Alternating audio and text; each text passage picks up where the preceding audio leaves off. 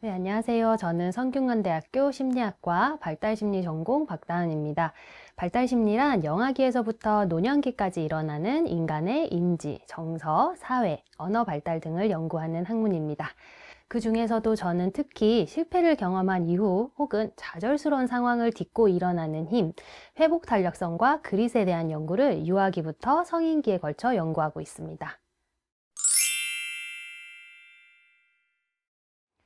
네, 그 영아기 이후에 유아기부터 제가 기억이 나는 순간부터는 실패의 연속이었던 것 같고, 불과 며칠 전에도 투고한 논문이 저널에서 이제 리젝 탈락했다라는 소식을 들었거든요. 그래서 이런 실패의 경험을 최근에도 했습니다. 그 중에서 가장 기억에 남는 실패가 무엇인가를 생각해 보면 박사 과정 중에 처음 썼던 논문이 저널에서 탈락했던 경험이 생각이 나는데요. 몇 년 동안 심려를 기울여서 썼던 이제 저널에서 저희 연구는 우리 학술지의 수준 미달이니까 출판이 어렵겠다라는 이메일을 처음 받았을 때 하늘이 노래지면서 바로 지도 교수님 방에 달려가서 지도 교수님 회의 테이블에 엎드려서 엉엉 울었던 기억이 나네요.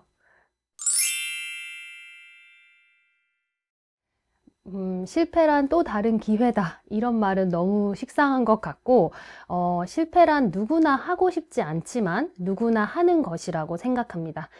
그렇기 때문에 실패를 어떻게 받아들이는지가 매우 중요한데요. 제가 연구하는 주제 중에 마인드셋이라는 개념이 있어요. 그래서 그 개념과 이제 실패를 받아들이는 것과의 관련성이 있는데, 그 마인드셋의 개념에 대해서 간단하게 설명을 하자면, 어떤 사람들은 자신의 능력 혹은 특성들이 고정되어 있다라는 고정 마인드셋을 가지고 있는 반면에, 어떤 사람들은 이러한 특성이 개인의 노력이나 효율적인 공부 방법으로 변화 가능하다라는 성장 마인드셋을 가지고 있어요. 그래서 이제 고정 마인드셋을 가진 사람들은 자신의 수행 결과를 능력에 귀인하기 때문에 실패를 경험했을 때 실패가 자신의 부족한 하지만 변화 가능하지 않은 능력 때문이라고 생각하고 크게 좌절하게 되고 포기하게 되죠. 반면에 성장 마인드셋을 가진 사람들은 수행의 결과가 부족한 노력 혹은 잘못된 공부 방법 때문이라고 생각하기 때문에 실패를 경험하더라도 다음번에 더 열심히 시험을 준비해야지 라는 마음을 먹게 된다라는 것이죠. 따라서 쉬운 과제랑 어려운 과제가 주어졌을 때 고정 마인드셋을 가진 사람들은 실패를 회피하기 위해서 성공을 보장하는 쉬운 과제를 선택하지만, 성장 마인드셋을 가진 사람들은 실패할 가능성이 있지만 배움의 기회를 제공하는 도전적인 과제를 선택하는 경향성이 있어요. 그래서 결론적으로 성장 마인드셋을 가진 사람들이 고정 마인드셋을 가진 사람들보다 성적이 우수할 수밖에 없고, 실패를 경험한 이후에도 부정적인 감정을 덜 느끼는 경향성이 나타납니다. 따라서 실패는 그 실패를 어떻게 받아들이는지에 따라서 이게 그냥 실패로 남을 것인지 아니면 또 다른 경험을 제공하는 것인지 달라질 수 있는 거죠. 네, 앞서 언급했던 것과 마찬가지로 실패가 나의 부족한 능력을 뜻한다고는 생각하지 않으려고 하는 편이에요. 그렇다고 실패가 남의 탓이냐? 그건 아니고, 실패가 내 탓이긴 한데 변화 가능한, 즉 개선이 가능한 측면의 내 탓을 하려고 노력하는 편인 것 같아요. 또 다른 방법은 실패가 나만 경험하는 것이 아니라는 것을 스스로에게 계속 이야기하려고 하는 편인 것 같아요. 제가 좋아하는 논문 중에 Even Einstein Struggle 이라는 논문이 있거든요. 그래서 교육심리에서는 매우 저명한 저널에 2016년도에 출판이 된 논문인데요. 이 연구자들이 한 집단의 학생들에게는 아인슈타인의 위대한 업적들, 뭐 예를 들면 1921년에 아인슈타인이 노벨 물리학상을 받았고 총 450편의 과학적인 논문을 출판했고 Man of the Century로 꼽힌다 등에 대한 이야기를 읽게 하고, 또 다른 집단의 학생들에게는 아인슈타인이 실패했던 경험들에 대해서 읽게 했어요. 뭐 예를 들면 아인슈타인이 처음 상대성 이론에 대한 논문을 출판했을 때 과학자들이 그 이론에 동의하지 않고 많은 비판을 했었다 등의 아인슈타인이 겪었던 여러 가지 어려움 등에 대해서 이제 읽게 했었어요. 그런 다음에 몇 주에 걸쳐서 학생들의 과학에 대한 학습 동기나 그다음에 그분의 과학 성적을 측정했더니 아인슈타인도 나처럼 실패를 경험하고 과학이 그에게도 쉽지 않았다는 내용을 읽은 학생들의 과학 성적과 동기가 높게 나타났어요. 그래서 이 연구와 마찬가지로 제가 박사 후 연구원 때 함께 일했던 엔젤라 덕월스 교수님 랩에서도 저도 비슷한 경험을 했었는데, 엔젤라 덕월스 교수님에 대해서 간단하게 설명을 드리면 그릿이라는 개념을 학술적으로 정의하시고 그릿이라는 책을 출판한 교수님이세요. 그래서 엔젤라 교수님이랑 일하면서 정말 많은 것을 배우고 느꼈는데, 물론 심리학 연구에 대한 학술적인 부분도 있었지만 그것보다 엔젤라 교수님도 실패를 하는구나, 이렇게 저명한 학자도 논문을 쓰는 게 힘들구나, 논문 쓰는 게 나만 힘든 게 아니구나를 느끼게 해주셨어요. 그래서 한 번은 선생님께서 저한테 이메일을 보내셨는데, 본인이 투고했다가 이제 리젝을 받은, 이제 저널로부터 리젝을 받은 이메일을 저한테 보내셨더라고요. 전달을 하셨더라고요. 그런데 그게 매우 큰 힘이 됐어요. 그리고 이후에도 제가 논문을 선생님이랑 같이 이제 썼다가 이제 저널에 투고했다가 리젝을 받으면 연구실의 다른 학생들한테 그 리젝션 레터를 공유하라고 하시더라고요. 그래서 처음엔 좀 숨기고 싶었는데 교수님께서 공유하라고 하시니까 공유를 했는데, 그러다 보니까 실패가 누구나 하는 것이고 실패해도 괜찮다라는 연구실 문화를 만들어내신 거예요. 그래서 지금도 가끔씩 엔젤라 선생님께서 보내신 이메일을 보면서 논문 쓰기가 힘들 때나 뭐 티칭이 힘들 때나 이럴 때 저를 다잡으려고 노력을 하는 거예요. 그래서 제가 아까 말씀드렸던 그 논문의 Even Einstein Struggled,처럼 Even Angela Struggles라고 생각을 하면서 저의 스스로를 이제 다독이는 거죠.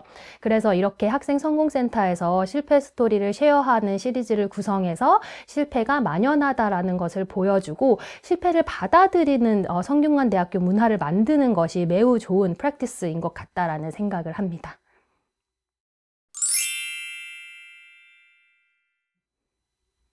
지금의 실패가 영원한 실패도 아니고 지금의 성공이 영원한 성공도 아니니 성공이나 실패에 너무 취하지 말자인 것 같아요.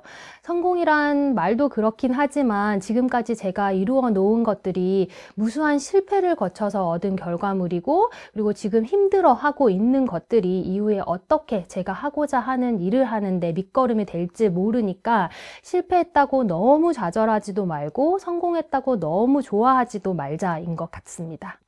작년에 생각해보니 제가 좋은 저널에 이제 출판된 논문이 있었는데 이렇게 그 트래킹을 해보니까 제가 그 논문을 처음 드래프트를 쓴 게 2011년도 경이더라고요. 그러니까 제가 박사과정 3년 차였을 거예요. 햇수로 15년 만에 그 논문이 출판되었는데, 생각해보면 제가 그때 애를 낳았으면 애가 고등학교 이제 입학할 나이인 거죠. 그래서 그 논문을 처음 작성해서 투고했을 때 정말 많은 저널에서 리젝션 레터를 받았거든요. 주변에서 그 논문을 포기하라고 이야기를 정말 많이 했어요. 그리고 심지어 박사과정 지도 교수님도 이 논문을 이제 그냥 포기하는 게 좋을 것 같다라고 말씀하셨는데, 제가 봤을 땐 주제가 너무 좋아서 포기를 못 하겠는 거예요. 그래서 박사과정 졸업하고 아까 이야기했던 엔젤라 덕월스 교수님 연구실에 박사 후 연구원으로 갔을 때 엔젤라 교수님을 붙잡고 이야기를 했어요. 제가 이런 연구 주제가 있고 이 정도의 데이터가 있는데 데이터 수집을 더 하면 정말 좋은 논문이 될 것 같으니 좀 도와달라라고 이제 교수님을 설득을 시켜서 데이터 수집을 더 하고 이제 원래 기존의 스터디를 더 키워서 더 큰 스터디로 만들었어요. 그리고 나서 15년 만인 작년에 매우 저명한 저널에 출판이 되었단 말이에요. 그래서 이러한 경험들이 쌓이다 보니까 실패들이 모여서 성공을 이룬다는 말이 무슨 말인지 알겠더라고요. 그래서 실패가 성공이 될 수도 있고 성공이 또 실패가 될 수도 있으니 결과에 너무 연연하지 않는 것이 중요한 것 같습니다. 네, 한참 고민이 많을 시기인 것 같아요. 저도 돌아보면 대학생 시절이 겉으로는 매우 반짝반짝 빛이 났던 것 같은데 정신적으로는 매우 힘들었던 시기인 것 같아요. 그래서 저는 학부에서 대학원 진학할 때 전공을 유아교육에서 이제 심리학으로 거든요. 그러면서 이제 매우 고민을 많이 했었는데 내가 하는 선택이 맞는 것인가, 내가 익숙하지 않은 개념에 대한 공부를 대학원에 가서 이제 시작해야 되는데 가서 잘 할 수 있을 것인가 등에 대한 걱정으로 선택을 못 하겠는 거예요. 유아교육을 계속 할 것인지 아니면 내가 좋아하는 심리학을 할 것인지. 그래서 그때 정말 한 번도 뵌 적이 없는, 하지만 심리학을 전공하는 교수님께 장문의 이메일을 보냈어요. 제가 이러이러한 고민이 있습니다 라고. 그때 이제 교수님이 금방 답을 주셨는데 아주 짧게 답을 주셨어요. 그래서 교수님이 그때 하셨던 말씀이, 며칠 밤을 새워서 고민했는데도 답이 없으면 그냥 둘 다 좋은 옵션이니까 그냥 하나를 선택해서 뒤돌아보지 말고 그 길로 쭉 가라 라고 하셨어요. 그래서 생각해보면 그런 것 같아요. 우리가 고민하는 많은 일들이 미래가 보장되는 일을 하고 싶어서, 혹은 가급적 실패를 덜 하고 내가 원하는 바를 이루고 싶어서인 경우가 많은 것 같아요. 그런데 살다 보니 미래가 보장된 길은 없는 것 같다라는 생각이 많이 들더라고요. 많은 사람들이 소위 말하는 안정적이고 좋은 직업은 미래가 보장되어 있다고들 생각해요. 그래서 뭐 예를 들면 뭐 의대를 가면 의사가 되긴 하겠죠. 의사 라이선스를 받고. 하지만 병원을 개원해서 내가 생계를 유지할 수 있을 것인가는 보장되지 않은 거라는 거예요. 그래서 누구나 선택은 해야 하고 실패할 확률이 제로일 순 없어요.